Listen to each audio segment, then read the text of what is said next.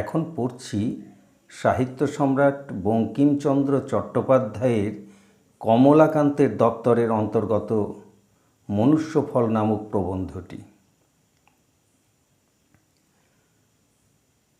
আফিমের একটু বেশি মাত্রা চড়াইলে আমার বোধ হয় মনুষ্য সকল ফল বিশেষ।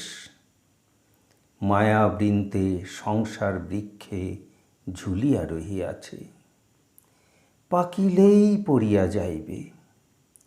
সকলগুলি পাকিতে পায় না, কতক অকালে ঝড়ে পড়িয়া যায়।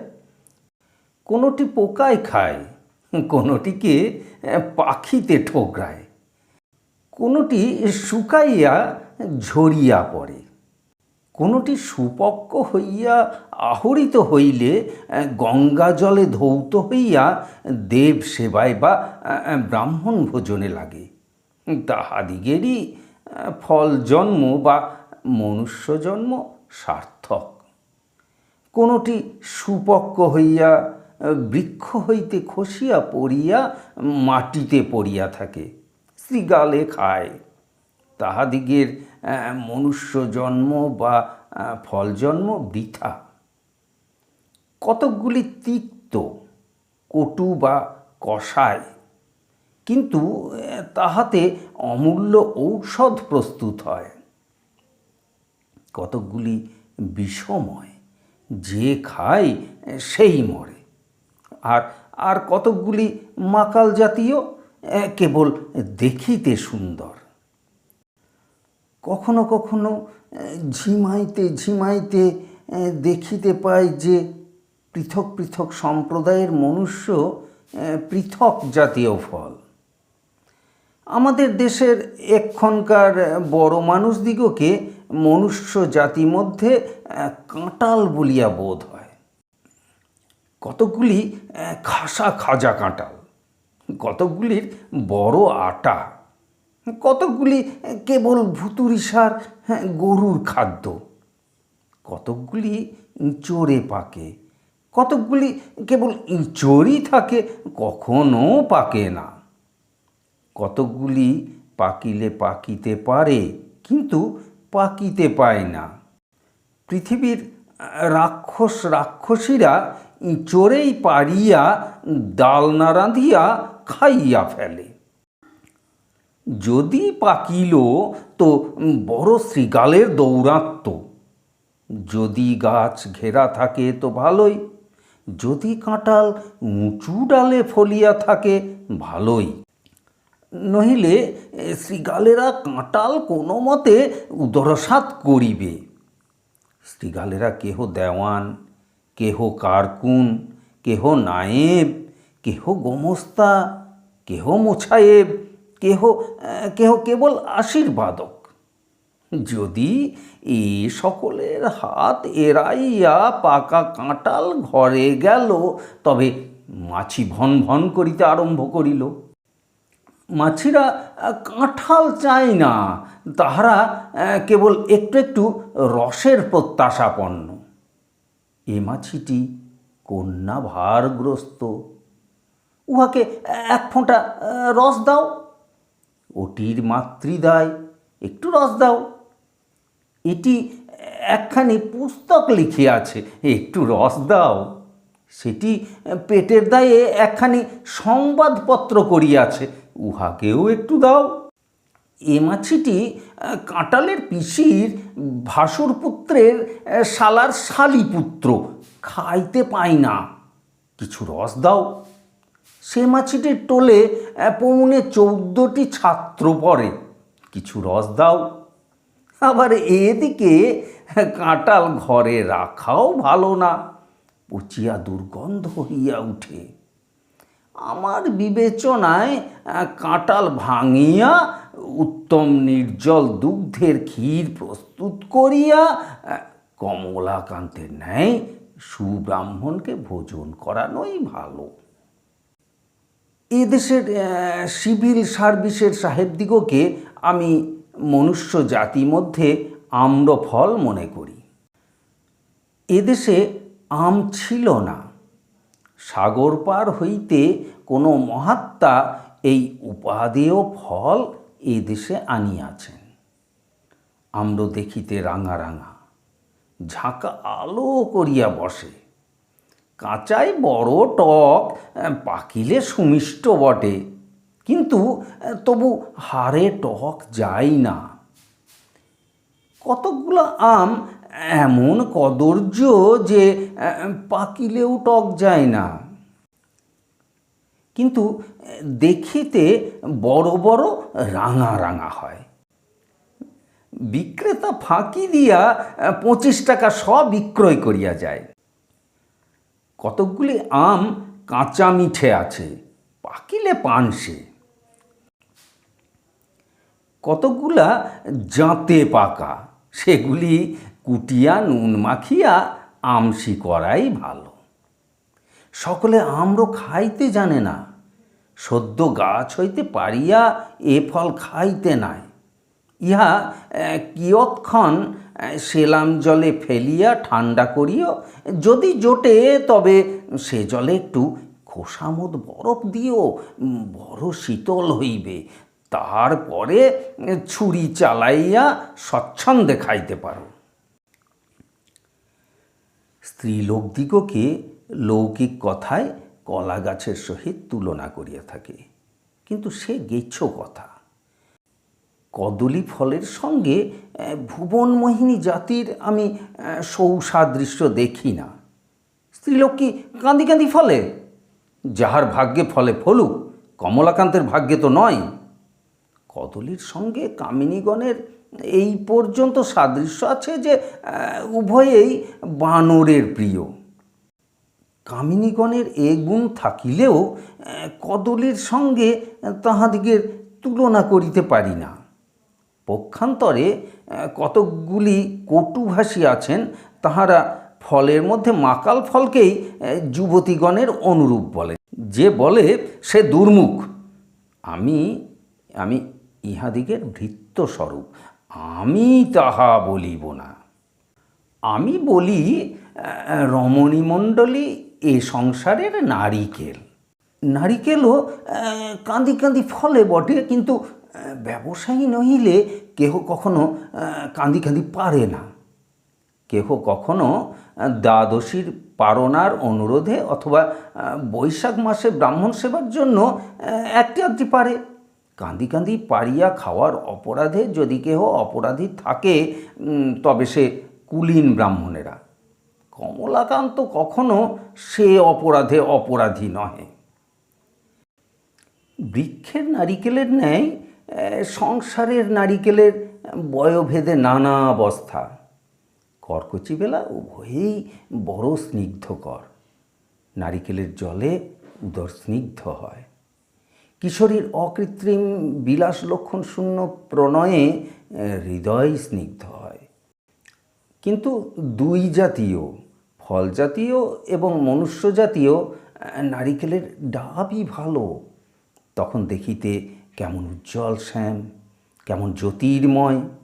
রৌদ্র তাহা হইতে প্রতিহত হইতেছে, যেন সে নবীন শ্যাম শোভায় জগতের রৌদ্র শীতল হইতেছে।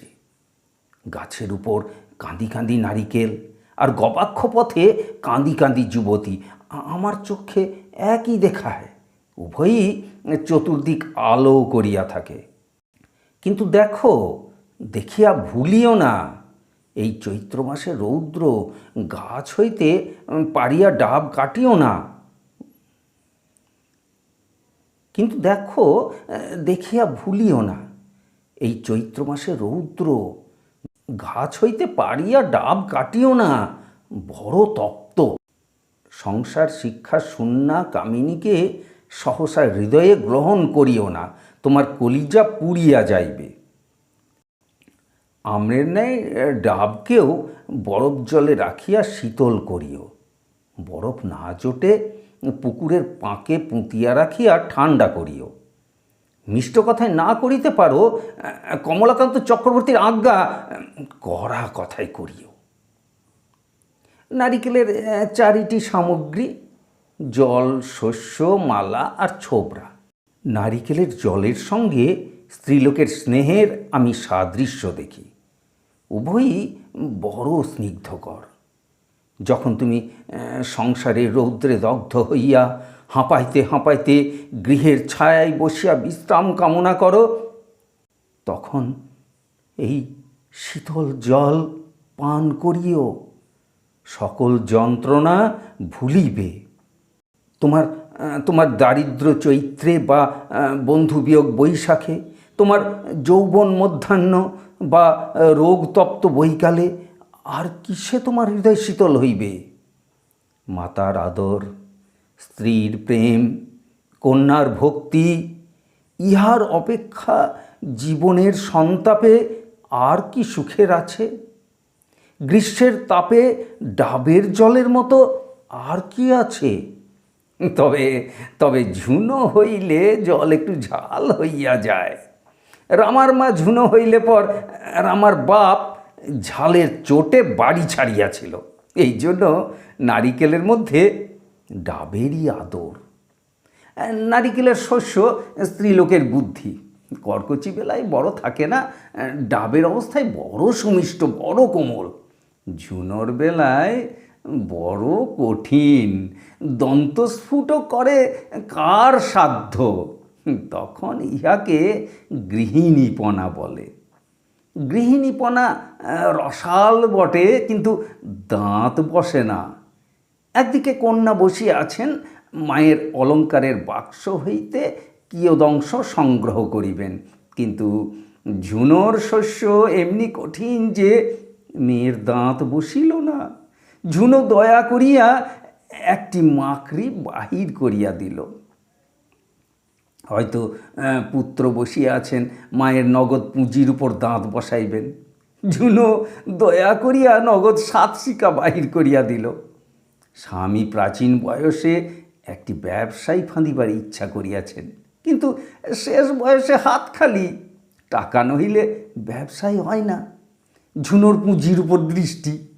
2-4টি প্রবৃত্তিরূপ দন্ত ফুটাইয়া দিলেন। বুড়া বয়সের দাঁত ভাঙিয়া গেল।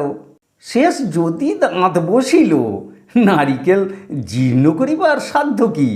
যতদিন না টাকা ফিরাইয়া দেন, ততদিন অজীর্ণ রোগে রাত্রে নিদ্রা হয় না। তারপরে মালা, এটি স্ত্রীলোকের বিদ্যা।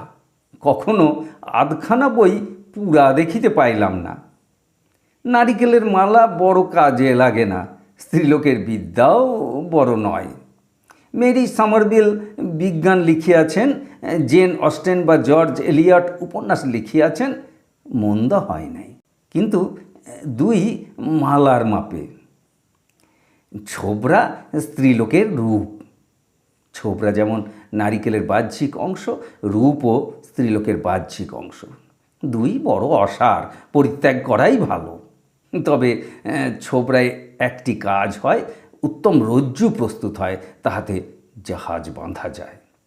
স্ত্রীলোকের রূপের কাছিতেও অনেক জাহাজ বাঁধা গিয়াছে। তোমরা যেমন নারিকেলের কাছিতে জগন্নাথের রথ টানো, স্ত্রীলোকের রূপের কাছিতে কত ভারী ভারী মনোরথ টানে। যখন রথ টানা বারণের আইন হইবে, তখন তাহাতে এ রথ টানা নিষেধের জন্য যেন একটা ধারা থাকে। তাহা হইলে অনেক নরহত্যা নিবারণ হইবে।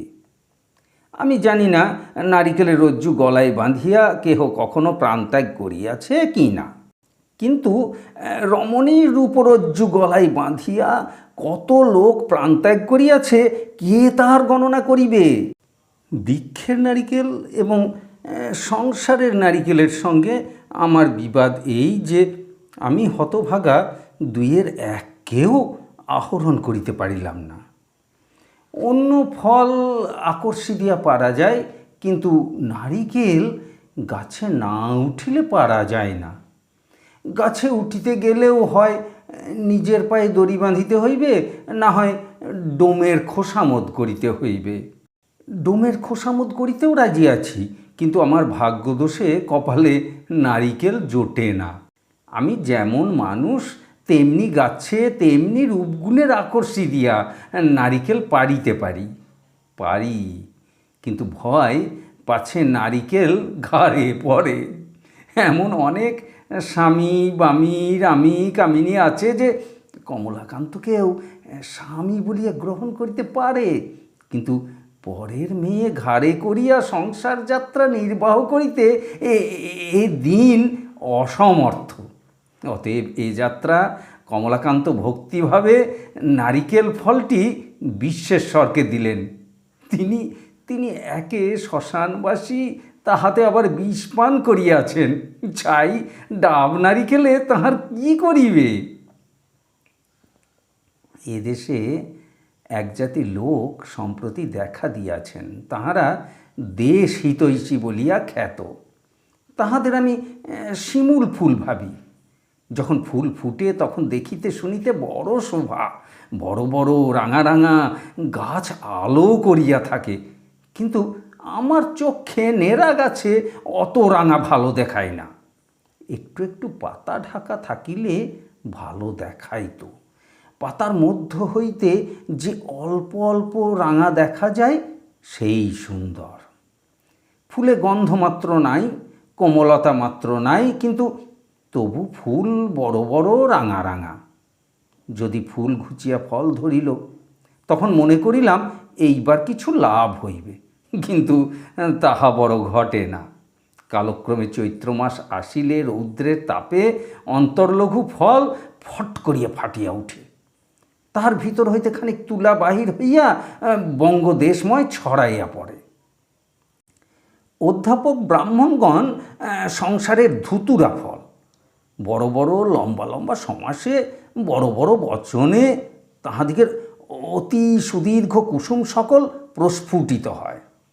ফলের বেলা কণ্টকময় ধুতুরা। আমি অনেক দিন হইতে মানস করিয়াছি যে কুকুট মাংস ভোজন করিয়া হিন্দু জন্ম পবিত্র করিব, কিন্তু কিন্তু এই অধম ধুতুরাগুলার কাঁটার জ্বালাই পারিলাম না। গুণের মধ্যে এই যে এই ধুতুরায় মাদকের মাদকতা বৃদ্ধি করে। যে গাঁজাখোরের গাঁজাই নেশা হয় না, তাহার গাঁজার সঙ্গে দুইটা ওই ধুতুরার বিচি সাজিয়া দেয়। যে সিদ্ধিখোরের সিদ্ধিতে নেশা না হয়, তাহার সিদ্ধির সঙ্গে দুইটা ধুতুরার বিচি বাটিয়া দেয়। বোধহয় এই হিসাবেই বঙ্গীয় লেখকেরা আপন আপন প্রবন্ধ মধ্যে অধ্যাপকদিগের নিকট দুই চারিটা বচন লইয়া গাঁথিয়া দেয়। প্রবন্ধ গাঁজার মধ্যে সেই বচন ধুতুরার বিচিতে পাঠকের নেশা জমাইয়া তুলে। এই নেশায় বঙ্গদেশ আজিকালি মাতিয়া উঠিয়াছে। আমাদের দেশের লেখকদিগকে আমি তেঁতুল বলিয়া গণি। নিজের সম্পত্তি খোলা আর সিটে, গুণের মধ্যে কেবল অম্লগুণ, তাও নিকৃষ্ট অম্ল। তবে এক গুণ মানি, ইহারা সাক্ষাৎ কাষ্ঠাবতার। তেঁতুল কাঠ নিরস বটে, কিন্তু সমালোচনার আগুনে পোড়েন ভালো। সত্য কথা বলিতে কি, তেঁতুলের মতো কুসামগ্রী আমি সংসারে দেখিতে পাই না। যেই কিয়ত পরিমাণে খায় তাহারই অজীর্ণ হয়, সেই অম্ল উদ্গার করে। যেই অধিক পরিমাণে খায় সেই অম্লপিত্ত রোগে চিররুগ্ন। যাহারা সাহেব হইয়াছেন, টেবিলে বসিয়া গ্যাসের আলোতে বা আর্গান্ড জ্বালিয়া ফয়জু খানসামার হাতের পাক কাঁটা চামচে ধরিয়া খাইতে শিখিয়াছেন, তাহারা এক দায় এড়াইয়াছেন। তেঁতুলের অম্লের বড় ধার ধারিতে হয় না। আগাগোড়া তেঁতুলের মাছ দিয়া ভাত মারিতে হয় না, কিন্তু যাহাদিগকে চালা ঘরে বসিয়া মুঙ্গেরি পাতর কোলে করিয়া পদিপিসির রান্না খাইতে হয়, তাহাদের কি যন্ত্রণা। পদিপিসি কুলিনের মেয়ে প্রাতঃস্নান করে, নামাবলী গায়ে দেয়, হাতে তুলসীর মালা, কিন্তু রাঁধিবার বেলা কলাইয়ের ডাল আর তেঁতুলের মাছ ছাড়া আর কিছুই রাঁধিতে জানেন না। ফয়জু জাতিতে নেড়ে কিন্তু রাঁধে অমৃত। আর একটি মনুষ্য ফলের কথা বলা হইলেই অদ্য ক্ষান্ত হই। দেশি হাকিমেরা কোন ফল বলো দেখি? যিনি রাগ করেন করুন, আমি স্পষ্ট কথা বলিব। ইহারা পৃথিবীর কুষ্মাণ্ড। যদি চালে তুলিয়া দিলে তবেই ইহারা উঁচুতে ফলেন, নহিলে মাটিতে গড়াগড়ি যান। যেখানে ইচ্ছা সেখানে তুলিয়া দাও, একটু ঝড় বাতাসেই লতা ছিঁড়িয়া ভূমে গড়াগড়ি। অনেকগুলি রূপেও কুষ্মাণ্ড, গুণেও কুষ্মাণ্ড। তবে কুষ্মাণ্ড এখন দুই প্রকার হইতেছে, দেশি কুমড়া ও বিলাতি কুমড়া। বিলাতি কুমড়া বলিলে এ মতো বুঝায় না যে এই কুমড়াগুলি বিলাত হইতে আসিয়াছে। যেমন দেশি মুচির তৈয়ারি জুতাকে ইংরেজি জুতা বলে, ইহারাও সেইরূপ বিলাতি। বিলাতি কুমড়ার যে গৌরব অধিক, ইহা বলা বাহুল্য। সংসার উদ্যানে আরও অনেক ফল ফলে, তন্মধ্যে সর্বাপেক্ষা অকর্মণ্য কদর্য টক শ্রী কমলাকান্ত চক্রবর্তী।